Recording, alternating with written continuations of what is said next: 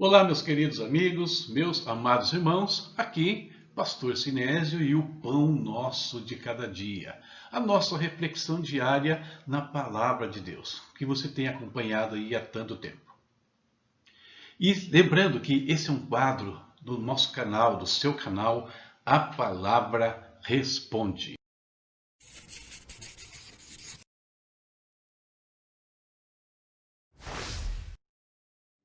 A Bíblia, a doutrina das Escrituras. Nessas 2 semanas, esse será o foco das nossas meditações aqui no Pão Nosso de Cada Dia. Não só meditação, mas aqui um mini estudo, um mini curso falando de bibliologia. Por quê, queridos? Porque nós estamos vivendo alguns dias conturbados aí, com pessoas falando que a Bíblia precisa ser atualizada, e isso gera muita dúvida no coração, na mente de muitos cristãos. Outros não se abalam, porque sabem muito bem naquilo que eles creem. No entanto, gera confusão, tanto dentro da igreja quanto fora. E aí está o grande prejuízo, né? Quando pessoas de fora, olhando para esse cenário, para essa discussão toda, em vez de se aproximar do Evangelho, criam uma barreira em relação ao Evangelho, uma barreira em relação à igreja e, o que é pior, uma barreira em relação ao Senhor Jesus Cristo. Não vou entrar aqui nas polêmicas, nas controvérsias, não vou citar nome de ninguém, nem quero entrar no mérito de algumas questões. O que eu quero fazer aqui é municiar aqueles que não têm conhecimento do que seja a Bíblia, não o conteúdo, mas da Bíblia em si, o que ela é, por que ela é a palavra de Deus, por que ela é chamada de Escritura Sagrada, ela é de fato sagrada, o que comprova isso? Esses elementos eu quero conversar com aqueles que não têm essas informações, porque a nossa igreja de hoje, a maioria delas, infelizmente, é muito raso nessa questão, ou porque alguns precisam relembrar esses fatos e todos, estando com as informações niveladas acerca das Escrituras, possamos responder, como diz o apóstolo Pedro, em 1 Pedro 3,15, responder a qualquer um a razão da nossa esperança, estando pronto para fazer isso com sabedoria, com conhecimento e com a unção do Espírito Santo de Deus. Então, 2 semanas falando sobre a doutrina das Escrituras. Venha comigo, acompanhe no nosso canal. Se você perder alguma aula, se faltar algum dia, não tem problema. Você pode acessar, rever, você pode baixar os vídeos de repente, para você estudar de maneira mais livre na sua casa e assim por diante. Texto base de hoje, Mateus 24, versículos 34 ao 35, onde o evangelista registrou o seguinte: em verdade vos digo que não passará esta geração sem que todas essas coisas se cumpram. Passará o céu e a terra, mas as minhas palavras jamais passarão. Continuamos com Bibliologia, a doutrina das Escrituras. Já passamos pela introdução, estrutura, características, autores e símbolos, conteúdo, autoridade da Bíblia, vimos a relação entre o Espírito Santo e as Escrituras, como a Bíblia chegou até nós, e hoje falaremos sobre o cânon das Escrituras, o cânon sagrado, como nós temos nas nossas mãos hoje 66 livros, como que esse processo aconteceu. Os nossos canais, para que você possa interagir conosco, fazendo perguntas, mandando aí suas dúvidas sobre este assunto ou qualquer outro. Use à vontade. 4 temas para a nossa prosa de hoje falando sobre o cânon. Primeiro, o cânon das Escrituras, canonicidade, aí vai entrar a questão do teste do cânon, os pais da igreja e a crítica bíblica. O cânon das Escrituras. A palavra cânon, ela vem do grego cânon e significa uma cana ou vara de medir. E daí veio a significar, a indicar uma regra, uma norma. Então, quando nós falamos do cânon das Escrituras, nós estamos falando de a regra, a norma, que foram usadas para se determinar quais sejam os livros sagrados. O cânon da Bíblia consiste naqueles livros considerados, com mérito para serem incluídos nas Escrituras Sagradas. Lá no finalzinho, ou melhor, na penúltima parte, a gente fala como era feito esse teste. Segundo esses autores, Selby e West, olha o que eles falam sobre a canonização. A canonização foi o resultado de séculos de desenvolvimento, mediante o qual só aqueles escritos que se mostraram úteis para a fé e a adoração foram elevados a um papel tão decisivo. Isso quer dizer que o cânon não foi determinado tanto por decreto rabínico ou da Igreja, como pelo mérito de cada livro separadamente e pela sua recepção pela comunidade de fiéis, em vista da inspiração ou edificação que oferecia.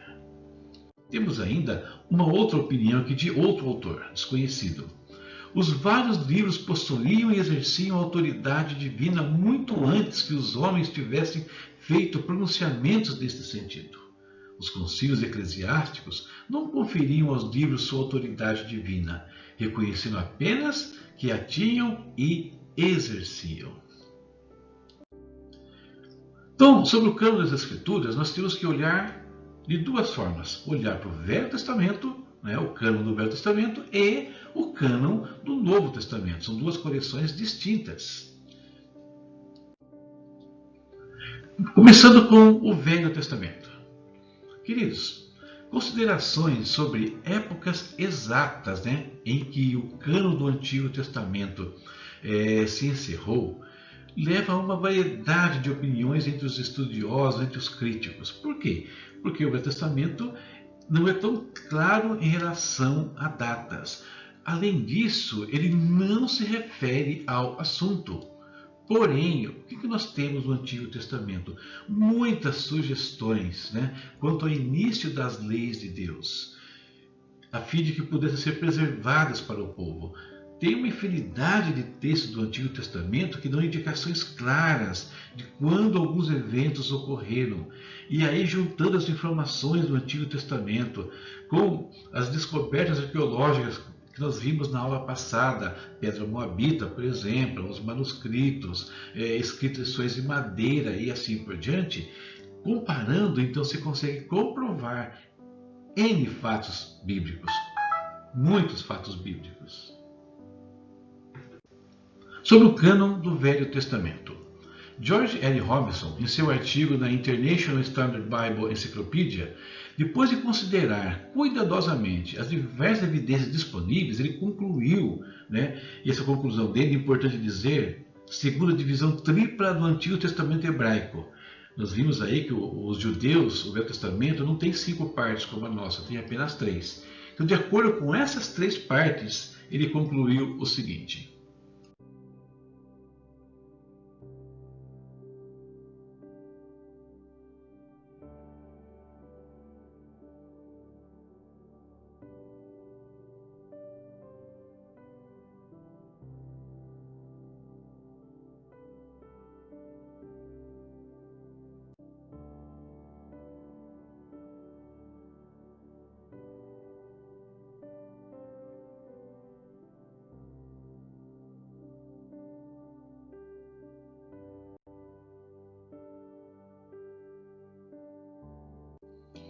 os livros da lei foram reconhecidos como canônicos nos dias de Esdras, ou seja, por volta de 444 a.C.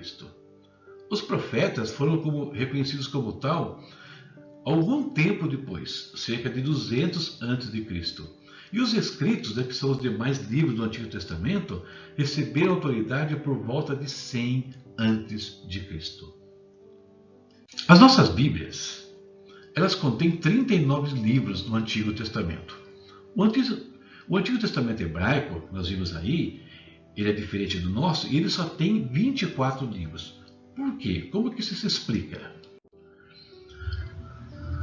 É muito simples. Os 12 livros dos profetas menores são apenas um livro na Bíblia hebraica, no Velho Testamento hebraico. E os livros seguintes aqui, ou seja, o 1º e 2º Samuel, o 1º e 2º Reis, o 1º e 2º Crônicas, Esdras e Neemias, eles são contados, cada dupla, como apenas um livro. Então isso resume o Velho Testamento hebraico a 24 livros, porque eles juntam mais livros do que nós.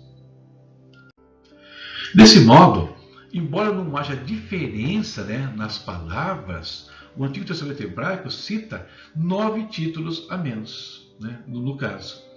Joséfo ainda, um historiador judeu, ele contou apenas 22. Por quê? Porque ele ainda reuniu Ruth ao livro de Juízes e Lamentações ao livro de Jeremias. Então percebam que são disposições diferentes dos livros. Na visão de Joséfo, na visão dos judeus, na visão protestante depois. No entanto, o conteúdo ele é o mesmo. Sobre os livros apócrifos do Antigo Testamento. Apócrifos são aqueles livros considerados não sagrados, oculto, escondido, essa palavra significa. E o Antigo Testamento tem 14 livros apócrifos, no caso. Eles foram considerados como parte do cânon sagrado, principalmente pela Igreja Católica Romana. Os protestantes geralmente não os incluem na sua Bíblia. Tá? E esse termo, por isso, tem o sentido de oculto, escondido, aquilo que não foi usado, aquilo que permanece então em separado do cânon. A Septuaginta e a Vulgata Latina, duas grandes versões que eu mencionei na aula anterior, elas contêm os apócrifos. Ou seja, então, tanto os sábios judeus quanto Jerônimo, ao produzir suas versões, incluíram os apócrifos. Os reformadores, estou falando aí, então da época da Reforma, já no século XV, são os principais responsáveis pela sua eliminação em nossas Bíblias. Por quê? Porque são livros que eles não continham elementos que a princípio foram considerados na consagração dos livros, na canonização dos livros. E tinha até algumas coisas que eram heresias, coisas que não condiziam com o todo da palavra. Daí seriam exclusos do cânon. Chegamos agora ao cânon do Novo Testamento, o qual, pelas circunstâncias, tem evidência disponível muito maior. A Igreja, ainda recém-formada, usava as Escrituras do Antigo Testamento como base para a sua fé. Então a Igreja usava já o Velho, o que vai endossar o cânon do Antigo Testamento, mas além disso, ela dava grande importância às palavras de Jesus e aos ensinos dos apóstolos. Então esse material, sendo usado por todas as comunidades, em tantos os lugares, vai ajudar na formação do cânon do Novo Testamento. Além disso, nós tivemos algumas contribuições importantes para a formação dos livros. Curiosamente, 2 negativas. Quais são elas? A contribuição gnóstica. O gnosticismo foi um movimento que surgiu por volta de 200 depois de Cristo, Não é que surgiu, ele atingiu seu ápice nessa data. Ele já vinha se desenvolvendo ao longo da história. Mas o líder desse movimento, Marcion, ele arrogava para si, ou para o seu movimento, a questão de dizer quais eram os livros sagrados. Isso fez com que a igreja reagisse e definisse mais rapidamente quais eram os livros que, de fato, seriam incluídos no cânon do Novo Testamento. Então, os gnósticos, uma heresia, forçou a igreja a reagir. Outra questão negativa foi a perseguição do imperador Diocleciano. Por quê? Este imperador mandou queimar as escrituras sagradas dos judeus e dos cristãos. E com isso, a igreja tinha que definir quais livros realmente eram sagrados e quais seriam aqueles pelos quais valeria a pena lutar e até morrer por eles. Finalmente, um elemento positivo, Constantino, outro imperador romano, que também abraça a causa do cristianismo. E quando ele abraça a causa do cristianismo, ele ordenou a um bispo antigo, Eusébio de Cesareia, que preparasse 50 cópias do Novo Testamento que ele queria enviar para as pessoas específicas. E isso também forçou a igreja a definir quais eram os livros sagrados do Novo Testamento. Então, 3 eventos importantes da formação do cânon. Livros apócrifos do Novo Testamento. Os livros citados como apócrifos do Novo Testamento eram aqueles tidos em alta estima, pelo menos por um dos pais da igreja. Entenderam? Então, assim, Havia muitos apócrifos, mas ele só seria considerado um apócrifo do Novo se um dos pais da igreja, sobre os quais eu vou falar agora daqui a pouquinho, esses homens tivessem considerado, tivesse algum apreço por eles. Tá? Eles contêm muita informação útil relativa à história da primeira igreja, porém jamais foram aceitos no cânon do Novo Testamento. Temos diversos livros, temos a Epístola de Barnabé, o Pastor de Hermas, o Didaquê, né? Tem diversos livros, o Evangelho de Tomé, então, são todos livros apócrifos que são estudados, são usados, né, para fins de pesquisa, mas não fazem parte do cânon. Eu afirmei no início da aula que a canonização dos livros é feita mediante um teste. Vamos falar um pouquinho agora sobre esse teste. Esses são os princípios que eram usados para determinar a posição de um livro no cânon que estão na sua tela. Primeiro, apostolicidade. Segundo, conteúdo espiritual. Terceiro, exatidão doutrinária. Quarto, o uso. E quinto, a inspiração divina. Vamos falar um pouquinho sobre cada um deles. Apostolicidade. O que é isso? O livro foi escrito por um apóstolo ou por alguém associado de perto com os apóstolos? Essa era a pergunta.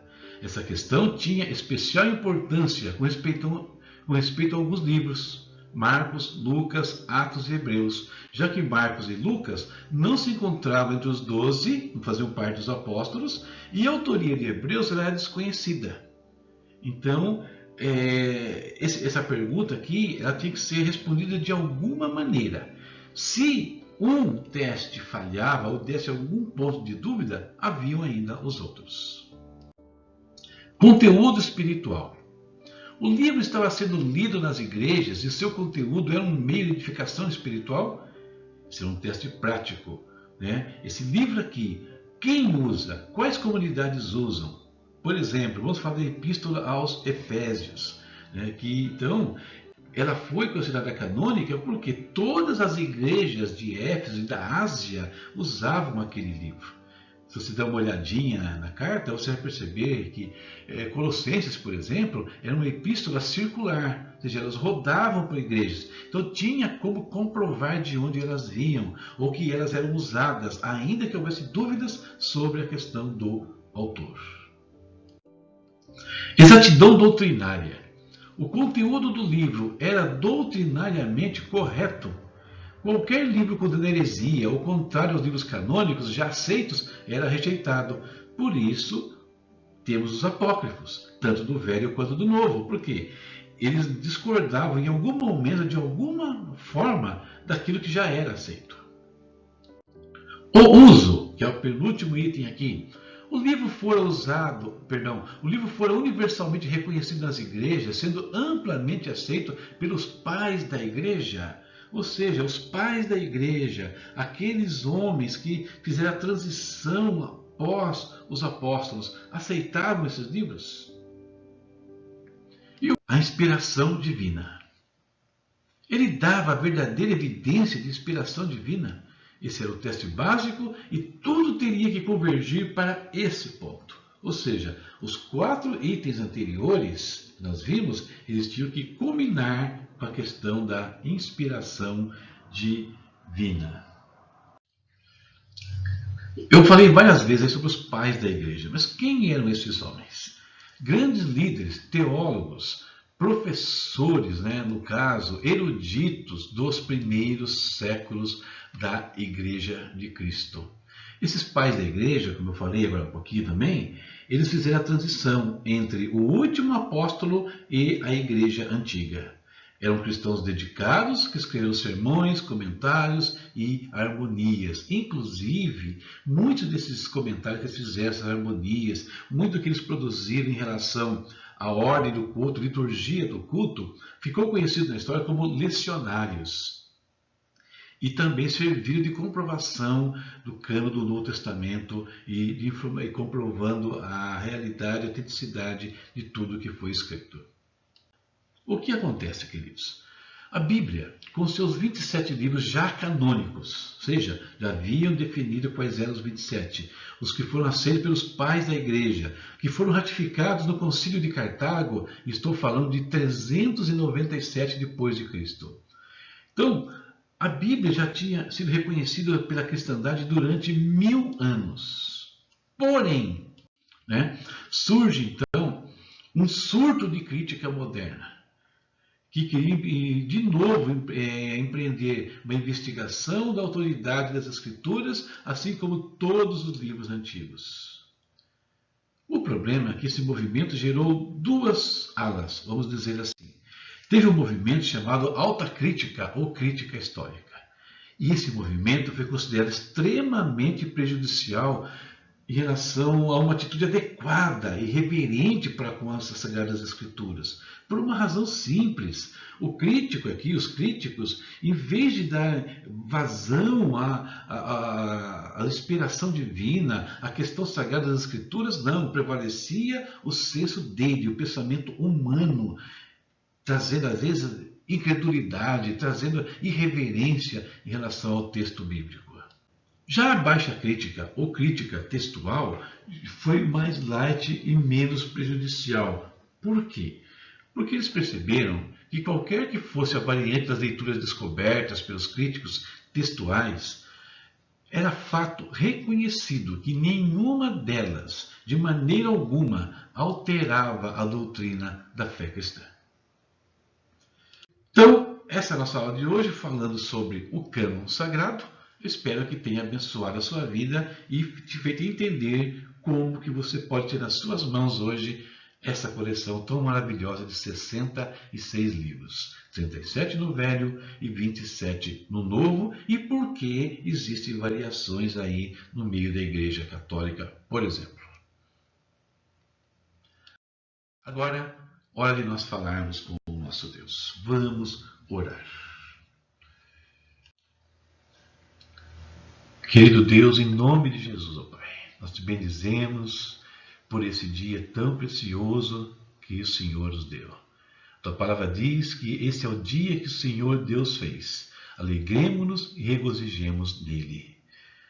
Obrigado, Pai, pelo teu cuidado e proteção, pela provisão, Senhor. Obrigado, Deus, pela nossa família, pelo nosso lar. Obrigado pelo trabalho, pelos estudos. Obrigado pela vida, Pai. Deus, nós honramos e bendizemos a Ti, porque o Senhor, Pai, o Senhor é aquele que cuida de todas as coisas. Tudo está debaixo das Tuas mãos. E como é bom ver que essas mãos poderosas orientaram os Teus filhos, os Teus servos da antiguidade, a conduzir o processo de canonização, de separação dos livros sagrados. Hoje temos uma facilidade enorme de ter uma Bíblia à mão, Pai. Seja em papel, seja de uma forma digital, a qualquer hora, a qualquer instante nós precisarmos, a Tua palavra está nas nossas mãos. E às vezes nós desvalorizamos tanto essa palavra, não entendendo o preço que foi pago para que isso chegasse até nós, meu Deus. Nos ajude, Senhor, a meditar mais, a ler mais, a nos aprofundar, a mergulhar nesse mundo maravilhoso que é o Teu mundo, que é o Teu reino, Senhor querido. Em nome de Jesus. Nos ajude também a preservar essa palavra. Como, Pai? Principalmente falando dela, anunciando ela a outras vidas. Esteja conosco hoje, Pai. Guarda, Deus, a família de cada um dos Teus filhos. Guarda a vida de cada um dos Teus filhos, Senhor. Livra, Pai, de todo o mal hoje. Abençoa o seu trabalho, Deus. Traz saúde, Deus. Traz livramento, Pai. Traz libertação, Senhor. Em nome de Jesus, que a Tua paz invada cada coração nesse dia. É o que nós te pedimos. Amém. Terminamos mais uma das nossas reflexões e aulas. Falta pouquinho para encerrar a doutrina na Bíblia, Bibliologia. Esteja conosco mais alguns instantes, veja aí os nossos recadinhos e não esqueça de participar do nosso canal. Siga lá nossas publicações, siga o nosso portal, tem coisas importantes para você e para a sua vida. Até mais, se Deus quiser.